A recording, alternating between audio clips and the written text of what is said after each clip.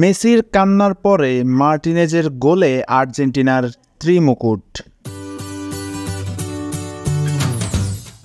দর্শক বিশৃঙ্খলার কারণে প্রায় 1 ঘন্টা 22 মিনিট দেরিতে শুরু হওয়া আর্জেন্টিনা কলম্বিয়া ফাইনালের নির্ধারিত 90 মিনিটে ছিল নানা নাটকীয় ঘটনা। চোট পেয়ে মাঠের বাইরে চলে গেছেন লিওনেল মেসি, কেঁদেছেন ডাগ আউটে বসে। এরপর নিকো গঞ্জালেসের গোল অফসাইডের কারণে বাতিল হওয়ায় হতাশা আরও বেড়েছিল আর্জেন্টিনা দলে। নির্ধারিত 90 মিনিট খেলা থাকে গোল শূন্য।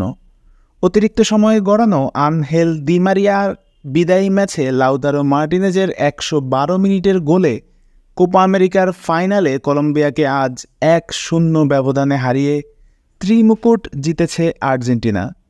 মহাদেশীয় শিরোপা, বিশ্বকাপ, আবার মহাদেশীয় শিরোপা, স্পেনের পর এই ত্রিমুকুট জেতা দ্বিতীয় দল এখন আর্জেন্টিনা।